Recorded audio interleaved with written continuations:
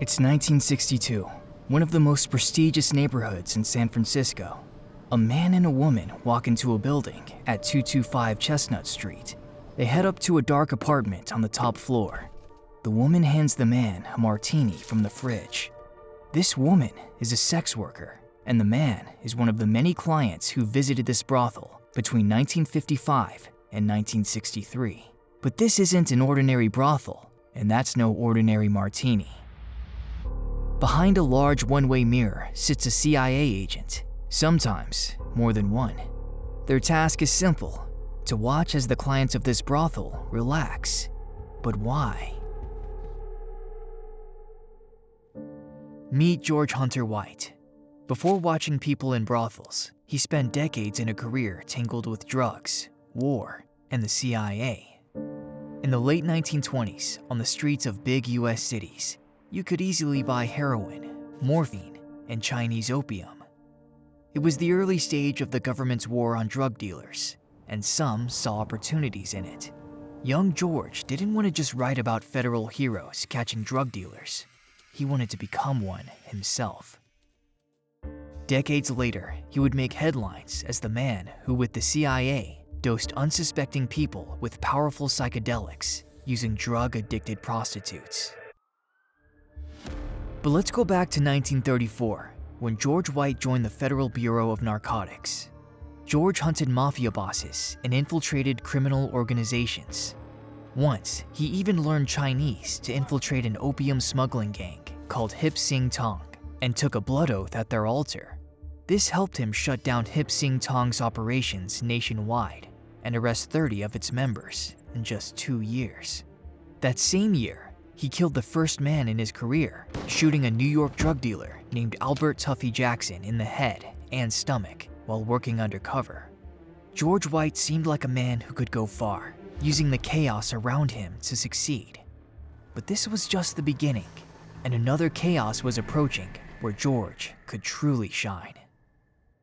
When World War II began, the head of the FBN, Harry Anslinger, recommended George White to the newly formed intelligence agency, the Office of the Coordinator of Information, which would later become the CIA. White became an instructor in COI schools in Washington, teaching counterintelligence to hundreds of undercover operatives deployed worldwide to fight Nazi Germany and Japan. Later, White himself was sent to Asia as an agent. One night in Calcutta, White hid in a hotel room closet, watching a secret meeting between a Japanese and an American soldier. When the Japanese soldier pulled a knife on the American, White burst out and shot him. Another time, he strangled a Japanese soldier to death and kept a photo of the corpse in his apartment. But that's just a rumor. During this time, European chemists exploring traditional medicines discovered LSD, psilocybin, and DMT. For psychologists, these mind-altering drugs held the promise of treating mental illnesses, but American spy agencies saw something different. In 1953, the CIA launched Project MKUltra to explore how these drugs could be used against foreign enemies. Under the leadership of American chemist Sidney Gottlieb, the program experimented with a wide range of drugs. Gottlieb preferred to dose subjects without their knowledge or consent, but he needed the right person for such specific experiments. White was a high-ranking agent in the New York FBN office when he caught Gottlieb's attention. The chemist was impressed by White's previous work, giving marijuana to mafia members during interrogations. So Gottlieb recruited White to set up 2 safe houses on 81 Bedford Street for a new phase of MKUltra research. Posing as a former artist and sailor, Morgan Hall, White agreed to lure subjects to the safe house, dose them with drugs, and report the results to Gottlieb. In return, the CIA allowed the FBN to use the place for covert operations, often for personal pleasure. The CIA covered all expenses, including a well-stocked liquor cabinet, a significant bonus for White. Gottlieb personally handed over $4,000 in cash to cover the costs of setting up the apartment in a lavish style that suited White's taste. CIA technicians installed transparent mirrors and microphones to record everything happening inside. In the future, the CIA would apply some of the surveillance methods developed during George White's safe house operations in European bedrooms. Operation Midnight Climax almost ended abruptly a year later when Frank Olson, a high-ranking CIA chemist working on MK-Ultra, was found dead in November 1953. The newspapers reported that he had allegedly fallen from the 13th floor of a New York hotel and that he had committed due to work-related stress. In reality, Gottlieb secretly gave Olson a dose of LSD to see if he would reveal classified secrets. Days later, he was found dead. New York police found a scrap of paper in his pocket with the initials GWMH and the address of George White's New York safe house on 81 Bedford Street. Eventually, the apartment in Greenwich Village was shut down. But the safe house in New York was just a warm-up for George White.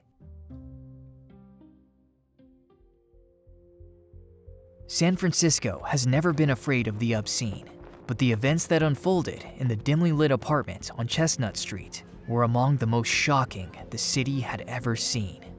In early 1955, the Bureau of Narcotics transferred White to San Francisco, where he became the lead agent. Satisfied with White's work, Gottlieb allowed him to take the entire safe house operation to the coast.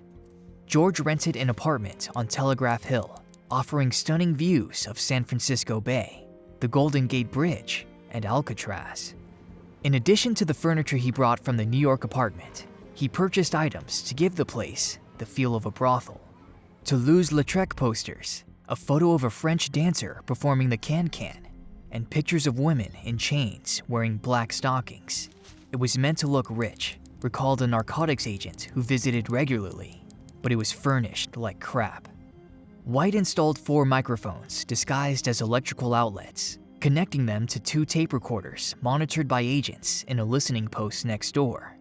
For his own observation point, White set up a portable toilet behind a 2-way mirror where he could watch the experiments, usually with a martini in hand from a small fridge nearby. But why all this? What were the CIA and George White aiming for? And why a brothel? The CIA's obsession with mind control began during World War II, when the Office of Strategic Services, the agency's predecessor, started the Truth Drug Program, aiming to find a substance that would make subjects reveal their secrets, a so-called truth serum. During the Korean War, the CIA feared falling behind their Soviet counterparts in interrogation methods, so they sanctioned secret programs for mind and behavior control. Drugs were given to people considered expendable: North Korean POWs, the mentally ill, prisoners, drug addicts, and prostitutes.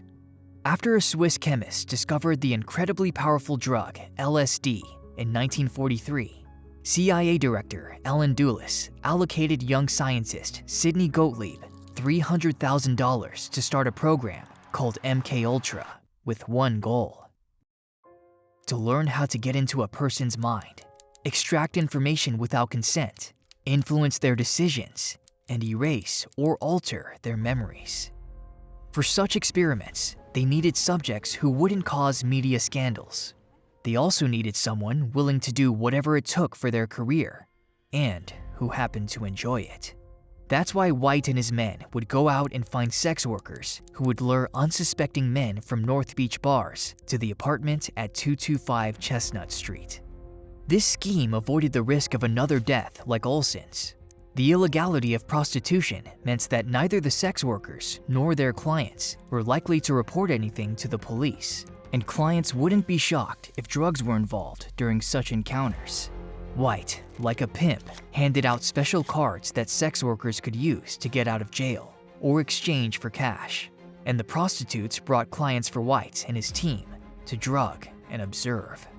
Sometimes MK-Ultra personnel came from Washington to watch the proceedings. Once clients were in the brothel, the women would spike their drinks with LSD without their knowledge. White and his team watched the clients from the next room through 2-way mirrors, recording the men's behavior after taking the drugs.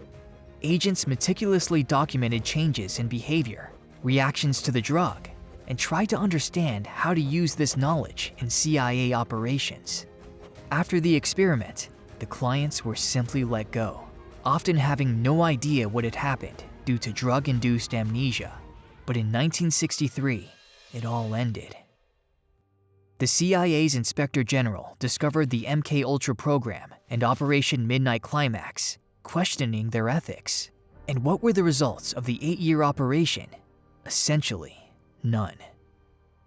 The agents never discovered a mind control technique or a truth serum that could be used against America's enemies. According to agents who worked with White, they learned at least one lesson. It's easier to get something from a man after he's had sex, not before. The names of the people who unknowingly took LSD during Operation Midnight Climax are lost to history. Gottlieb instructed his subordinates never to record details of their activities, and the CIA destroyed all known records of the MKUltra program. White didn't stay in San Francisco long. That same year, he retired from the federal government, and a few years later, he died of liver cirrhosis. But the story of 225 Chestnut Street lives on. The former brothel is now much more elegant than when White decorated it. In 2015, the house was sold for over $10 million. The top floor, where those terrible experiments once took place, is now a charming dining room with stunning views of the San Francisco Bay.